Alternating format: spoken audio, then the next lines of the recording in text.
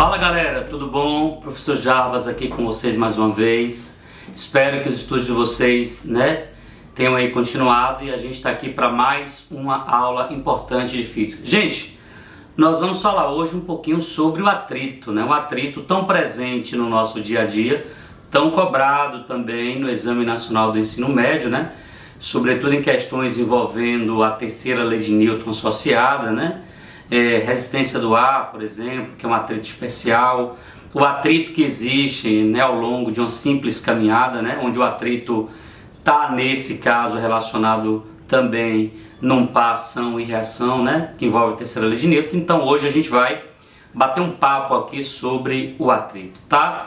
Galera, para a gente começar essa discussão aqui rápida, porém objetiva e importante, eu trouxe aqui a classificação de algumas forças, Sobretudo quando se trabalha com dinâmica de Newton, é importante fazer essa classificação para que você tenha exatamente noção do tipo de força que você está abordando em cada situação especial. Então, gente, eu tenho forças de campo, E aí é importante lembrar que essas forças de campo estão associadas, por exemplo, à discussão de força gravitacional, força peso, Temos também força magnética e força elétrica, São três forças importantes, chamadas forças de campo, Existe um campo por trás e esse campo permite a interação por meio dessas forças.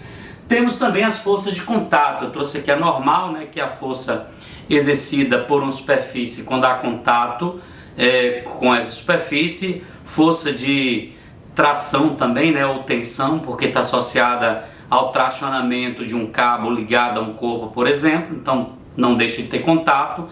E força de atrito, que é exatamente o nosso debate sobre hoje. Então eu trouxe aqui, para a gente começar, uma definição intuitiva do atrito, Esse atrito você pode entender como sendo uma força empírica, e é uma força de resistência ao movimento ou a tendência dele. Como assim, professor? Eu posso entender que existe atrito quando um corpo já está em movimento, ou também existe atrito quando o corpo está parado, ou mesmo na iminência, ou seja, nos instantes antes, que antecedem a entrada desse corpo em movimento. É importante salientar sobre isso. Então, na verdade, essa força de atrito é uma força de contato, e essa força de contato vai levar em consideração o grau de regularidade de uma superfície de contato. Então, se nós pudéssemos observar a nível microscópico, essa superfície com certeza não seria uma superfície polida, regular. Ela tem irregularidades, deformações, e são essas deformações que vão implicar uma das características da força de atrito, a força de resistência, que estará associada à dificuldade que um corpo tem em se deslocar, em produzir movimento sobre essa superfície.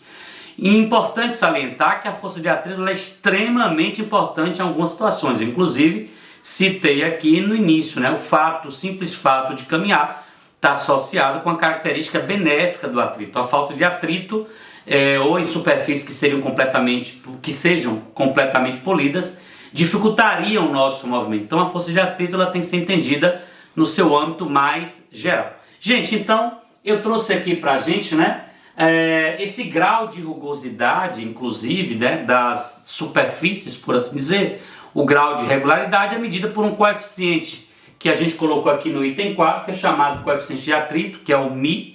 E esse μ vai dizer, é uma grandeza adimensional, ou seja, não apresenta unidade, ele vai dizer o quanto a superfície é rugosa ou não.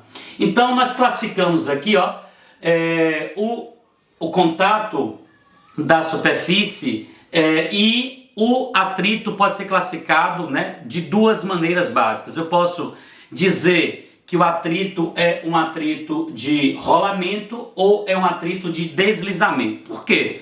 Porque isso está associado como o corpo vai produzir o seu movimento sobre a superfície. Se vai tentar rolar sobre essa superfície ou se vai tentar deslizar sobre essa superfície. E isso faz toda a diferença. Por quê? Porque o atrito, como eu falei, está associado com o contato. E a forma com que o movimento é feito sobre a superfície vai dizer se a superfície de contato será maior ou se será menor. E isso influencia na intensidade do atrito produzido em determinadas situações. Então, nós temos de maneira geral o atrito de rolamento e o atrito de deslizamento. No rolamento é um pouco menor e no atrito ele é maior, justamente por conta dessa superfície de contato. Então, imagine você tentar arrastar uma caixa sobre uma superfície porosa, sobre uma superfície áspera, a tendência é que esse atrito envolvido será maior. Mas se você, em vez disso, tentar fazer o rolamento, por exemplo, de um cilindro sobre essa superfície, provavelmente esse atrito será menor, porque entra aí a questão da área de contato. Senhores, eu trago aqui também no item 5 a quantificação dessa força, ou seja, a gente vai calcular o módulo dela. Então, coloquei aqui uma ideia geral para a gente mostrar que o atrito ele tende a produzir uma oposição ao movimento ou à tendência dele. Então, o módulo, estou colocando ali o módulo da força, porque lembrando que ela atua em sentido oposto ao movimento que está sendo realizado sobre a superfície.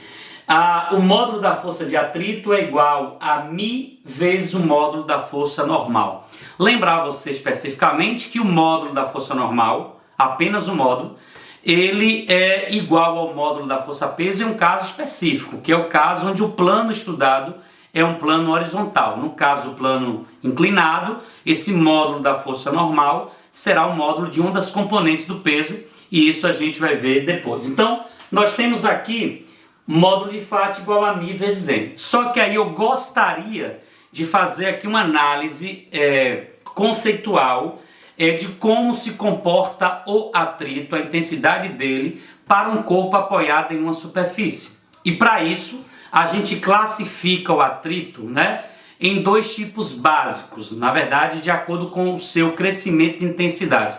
A gente pode chamar atrito estático, atrito cinético, e entre esses dois momentos de existência dessa força, nós teremos aí um ponto que nós chamamos de iminência do movimento. Então acompanhe comigo, é isso que eu trago nesse gráfico aqui. Então nesse gráfico, para a gente lembrar você, nós temos o seguinte aqui, pessoal. Nós temos ao longo aqui do eixo vertical a força de atrito, e aqui ao longo do eixo horizontal eu tenho uma força externa que vai ser aplicada sobre esse corpo, tá? Então o que é que acontece? À medida, então considere que o corpo esteja parado inicialmente. À medida em que você vai aplicando essa força externa, tornando-a cada vez maior, a tendência é que a força de atrito também aumente até um determinado ponto. Esse ponto, até onde o corpo ainda ficará parado, eu vou classificar esse atrito como sendo um atrito estático, tá? Então a medida da força de atrito estático começa lá do início do gráfico ali, chega até este ponto que nós colocamos aqui. Durante esse crescimento, o corpo não entrou em movimento, ele continua parado, então ele continua em repouso. Significa dizer que a força externa que você está aplicando é igual à força de atrito. Eu estou classificando esse atrito como sendo atrito estático. A partir do momento em que essa força externa máxima ela é aplicada, ou seja, a força externa, existe um momento em que a força externa máxima aplicada é igual ao atrito estático máximo. Nesse momento, nós estamos no que nós chamamos de iminência de movimento. Significa que, dali para frente, qualquer incremento na força externa aplicada vai colocar o corpo em movimento. Então a gente tem a separação dos dois momentos, o corpo em repouso, aqui o corpo em movimento. Quando o corpo está em movimento, você tem, portanto, agora o atrito que nós chamamos de atrito cinético. Ele é naturalmente menor do que o atrito estático. O corpo agora já está em movimento e a partir desse momento a força externa aplicada ele é maior do que o atrito cinético e, portanto, você tem a movimentação do corpo, tá, gente? Então essas são as dicas importantes sobre atrito. O atrito é cobrado bastante no Enem, sobretudo em questões relacionadas à resistência e também a caminhadas, tá? Um abraço e até a próxima.